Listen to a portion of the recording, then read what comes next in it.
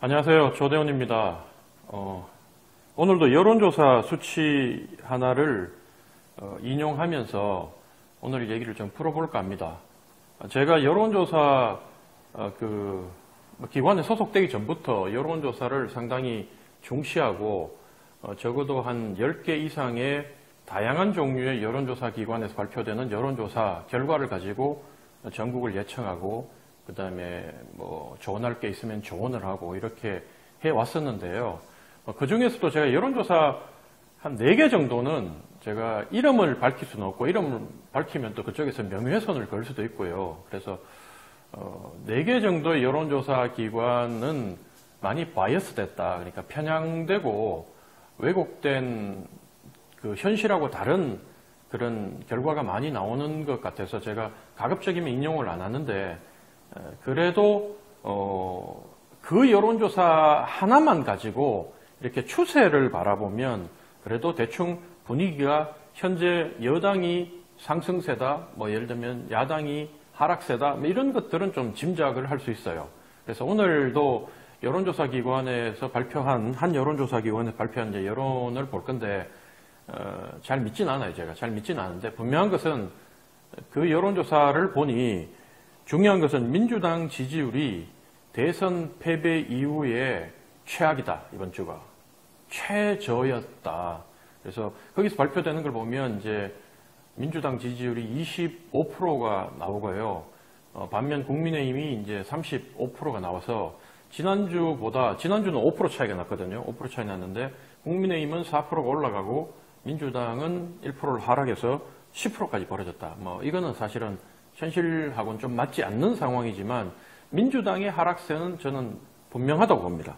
분명하다고 보고 근데 이 여론조사를 보면서 제가 또 참 하나 잡아낼 수 있는 게 뭐냐면 이 여론조사에 보면 그 내년 총선에 그 여당 국민의힘이 당선이 더 많이 돼서 윤석열 정부의 국정에 힘을 실어야 된다고 얘기하는 그러니까 그 국민들이 몇 프로였냐면 여당 아까 전에 제가 말씀드리기를 국민의힘과 민주당의 여론조사 정당 지지율은 25대 35로 10% 차이가 난다고 했잖아요. 국민의힘이 10% 앞선다고.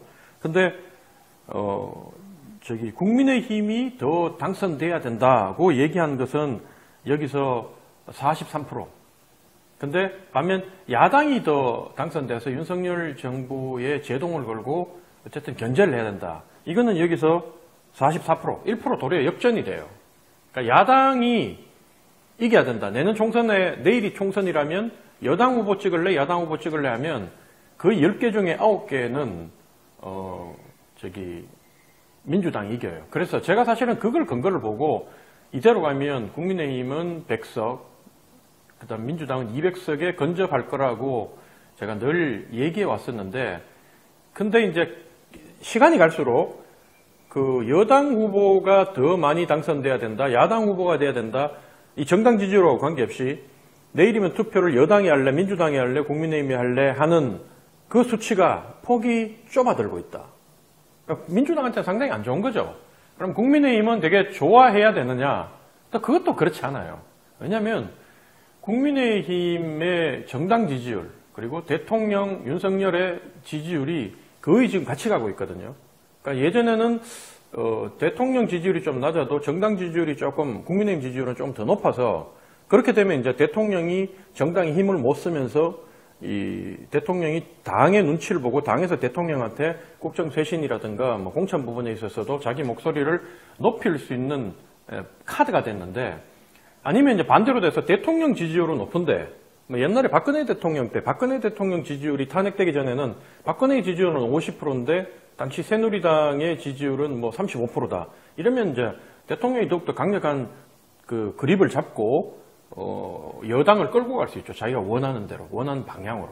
근데 윤석열과 이 국민의힘이 조금 예전에는 당이 조금 더 높았고 대통령 지지율이 낮았는데 대통령이 결국 김기현이라는 분을 당대표로 밀어붙여가지고 억지로 갖다 받고 그 다음에 정당 투표 시스템을 바꿔서 100% 책임다운 투표로 바꾸고 이렇게 되고 난 뒤에 용산 대통령실이 원했던 대로 이 당정 일치가 뭐 완벽하게 된 것 같아요. 그러니까 대통령과 국민의힘이 거의 일사불란하게 한 몸으로 이렇게 국민들이 간주하기 시작하면서 대통령의 낮은 지지율과 국민의힘의 지지율이 이제 묶여버렸다. 그러니까 사소하게 뭐 국민의힘에서 옛날에 김재원 건이라든가 대영호 건이라든가 뭐 장해찬 뭐 꼴보기 싫다 뭐 이런 사소한 것들은 민주당의 그 사소한 것들이잖아요. 뭐 정청래든 뭐 김남국이든 이런 것들하고 다 이제 묻혀버렸고 궁극적으로 대통령이 현재 나라를 이끄는 방향이 최선이다 아니다라고 국민들이 생각해 봤을 때 문제가 많다고 생각하는 국민들이 훨씬 많고 그렇다면 대통령과 당이 한 몸이 돼서 저 당이 예전에는 예를 들어 가지고 이명박 대통령 때 이명박 지지율은 낮았지만 당은 박근혜라는 강력한 차기 리더가 당을 이렇게 움켜잡고 대통령한테 늘 날을 세웠기 때문에 대통령 국정 지지율은 낮지만 당시에 지리멸렬했던 민주당 그 계열에 있는 당을 줘서 나라를 혼란하게 하는 것보다는 박근혜한테 한번 희망을 걸고 박근혜 당을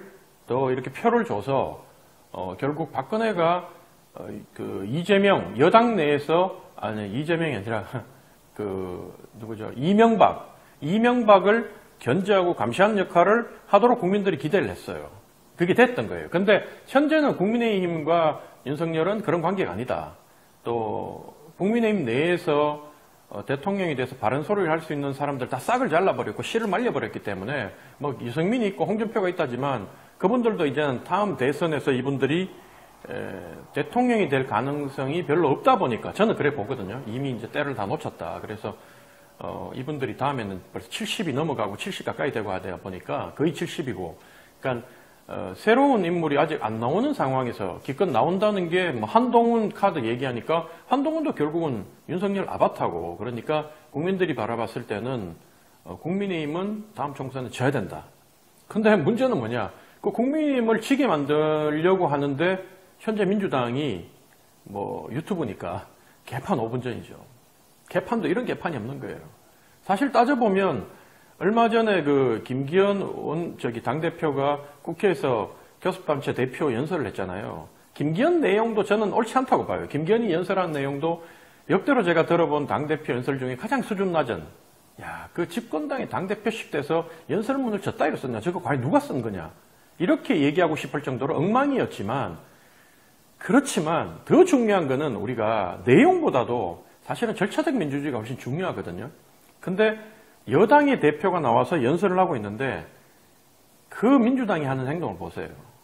그때 당시에 또 이렇게 제가 JTBC의 마우스 박싱인가 뭐 그걸 보니까 입으로 하는 싸움 제가 맨날 YTN 그 도라cen가 뭐 그것만 보다가 이거 이제 한번 우연히 제가 보게 됐는데 참 기도 안 차더라고요. 그거 보니까 편집을 그렇게 해서 그런지 몰라도 그 김기현이 뭐라 얘기하면 정청래가 앉아가지고 땅 대표 뭐 이렇게 얘기해서 말을 끊고 그러니까 국힘의 또 젊은 의원들 전부 다 영남이에요. 지들 공천만 받으면 당선되는데 공천이 지금 대통령실이 지 맘대로 할 것 같으니까 대통령실에 잘 보여야 되는 그 젊은 자들까지 일어서서 바른 말 한마디는 못하고 거기서 정청래 그 삿대질하니까 정청래가 왜 뭐 이름 부르냐 반말까냐 뭐 자기들끼리 얘기하고 서로 웃고 하는데 가장 제가 웃겼던 거는 이제 우리나라에도 결정적으로 바뀌어야 될 분야가 2개가 있습니다. 그러면서 이제 개혁돼야 될 분야가 2개가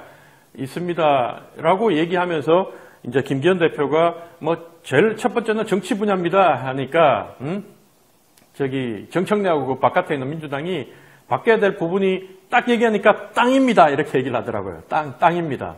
땅입니다. 얘기해놓고 지들끼리 또 웃어요. 기득기득 웃고 막 박수 치고 고함 지르고 막 난장판인데 그 국회를 참관하러 갔던 어느 모 학교에 중학생들이 있는데 그 친구들은 웃지를 않더라고요.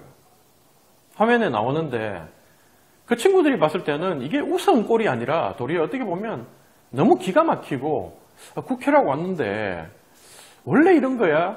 뭐 싶은 생각도 있었을 거고 야 정말 기가 막히다. 근데 저는 그걸 보면서 낯이 붉어지더라고요. 부끄럽지 않습니까? 아니 그럴 것 같으면 저렇게 우리가 이 사회적 갈등의 뭐 생각이 다를 수는 있어요. 사람이 생각이 다르고 그 다음에 서로 이해관계를 놓고 충돌하고 이거는 사람이 모이면 자연스러운 현상 아닙니까? 사회현상. 그걸 조정하고 조율하고 100가지 중에 99개가 달라도 한 가지 공통점을 찾아서 사람들을 이렇게 하나로 묶고 부족한 데 메워주고 넘치는 데 드러내고 이게 이제 정치의 영역인데 그걸 하는 가장 전문가들이라고 그 많은 봉급과 또 1년에 10억 이상의 돈으로 의원실을 뒤를 밀어주면서 의원 개개인 한 명을 헌법기관이라고 우리가 높여주고 그리고 그 사람들한테 전부 다 차관급 이상의 대우를 해주고 있는데 그런 자들이 거기 앉아가지고 그렇게 조롱하고 삿대질하고 둘이 붙여놓으면 멱살이라도 잡을 것 같더라고요. 그거 같으면 우리 길거리에 있는 사람들도 보통 그 정도 되면 누가 말리거나 옆에서 신고를 하거나 해가지고 못하게 할 건데 이 자들은 권력이 너무 크다 보니까 누가 신고도 못해. 도대체 어떻게 해야 됩니까 이거를. 저는 국민의힘은 권력을 잡았기 때문에 그 권력 잡은 집단들은 늘 그렇게 변절해가고 그 다음에 변질돼 왔다는 거를 역사적으로 봤잖아요. 저는 그럴 수도 있다 봐요. 그러면 옛날에 이제 문재인 정권 잡았을 때도 결국 그자들이 처음에 90%의 국민 지지로 탄핵 자기들이 얘기하는 촛불 혁명으로 집권하고 난 뒤에 했던 짓이 뭡니까? 기가 막힌 짓들 했던 거 아닙니까? 그러고 난 뒤에 맨날 조국 사건 나오면 조민 그 얘기 나오면 좌파들이 아직도 잘 이렇게 깨닫지 못하는 부분이 뭐였냐면 늘 그 얘기 나오면 야 그럼 곽상도는 예를 들어가지고 박영수는 뭐는 이러거든요. 국민들은 이미 오른쪽에 있는 놈들이 그렇게 해먹는 놈들이라는 거 알아요. 그렇기 때문에 그자들을 보다 최근에 들어가지고는 스스로 내가 진보주의자다, 진보 성향이 있다고 얘기하는 사람들이 처음으로 우리 해방되고 난 뒤에 이후로 여론조사하고 난 뒤에는 처음으로 내가 보수다보다 진보다라는 응답을 한 국민들이 한때 더 많았었는데 그거 이제 다 까먹었거든요. 진보 아니다고 얘기하잖아요, 국민들이. 보수적이다고 얘기하는 국민들 숫자가 더 많아진 게 이 사람들한테 민주당 사람들, 진보주의자라고 얘기하는 사람들한테 국민들이 기대하고 바랬던 거는 그보다 훨씬 높은 수준이었다. 저만 하더라도 조국이 자기 딸한테 해준 거 이거 제 딸한테 난 한 번도 못 해줬거든요. 상상도 못 했어요. 그런 게 있는 거라고. 그자들이 하는 걸 보고 제가 알게 됐거든요. 그럼 걔들이 나경원 얘기하잖아요. 나경원에 대해서도 분노하죠. 나경원이 문제가 있으면. 그런 것들은 국민들 한 사람 한 사람이 그 정말 양쪽 정당의 극렬 지지층들의 그 편향된 마음으로 편들고 하는 이거 얼마 안 되거든요. 이걸 다 빼고 나면 국민들은 상식의 눈으로 그걸 바라보고 판단을 하고 얘기를 하는데 지금 보면 민주당이 이제 잊어버린 게 뭐냐면 국민의힘 수준들이 원체 엉망이다 보니까 그 국민의힘 같은 경우 옛날에 그래도 조금 지저분하고 해도 얘네들이 민주당보다는 조금 더 공부도 많이 하고 고시 출신 그 다음에 박사 출신도 많고 교수 출신도 많으니 이자들이 그래도 조금 능력은 더 있을 거라고 국민들이 생각을 했는데 사실 세월호 지나고 우리가 여러 가지 어려움을 겪을 때 국민들이 왜 돌아섰냐면 조금 지저분해도 능력은 있을 줄 알았는데 능력도 개판이거든. 지금 국민님도 마찬가지예요. 아니 대한민국 최고의 엘리트라는 사법고시 출신들을 그것도 사법고시 중에도 가장 엘리트들이 간다는 그 판검사 그 법조인들 거의 다 깔아놨잖아요. 지금 검사 출신을 중심으로 대부분 변호사들이고 우리나라 머리 좋다는 사람들은 그 서울법대 출신들 다 들어가 있는데 내각에도 장관이 몇 명이에요. 근데 보니까 이 사람들이 능력을 발휘하는 건 고사하고 국민의 마음도 못 읽는다. 그래서 저자들은 더 이상 검사 출신을 나라의 중심에 세워서는 안 되고 서울법대 출신을 대통령 만들어서는 안 되겠구나. 이렇게 생각하는 국민들이 많거든요. 과거에 육사 출신이 막 권력을 잡고 할 때 국민들이 육사가 더 이상 권력을 잡아서는 안 된다. 한때는 육사 출신이랑 무조건 배제하는, 군 출신은 무조건 배제하는 시대도 있었거든요. 근데 그게 수십 년 세월이 흐르면서 이제는 육사가 전혀 힘이 없어지다 보니 도리어 육사 출신은 그래도 군대는 적어도 갔다 왔고 그리고 다른 출신들보다는 일반 대학 출신들보다는 그래도 조금 깨끗한 면이 있는 것 같아. 뭐 이렇게 얘기를 하고 도리어 기대를 저 같은 경우엔 해주시더라고, 주변 분들이. 근데 지금의 민주당은 국민의 마음을 잃는 것을 전혀 실패했다. 왜냐? 제가 생각해 보니까 배가 너무 많이 불렀다.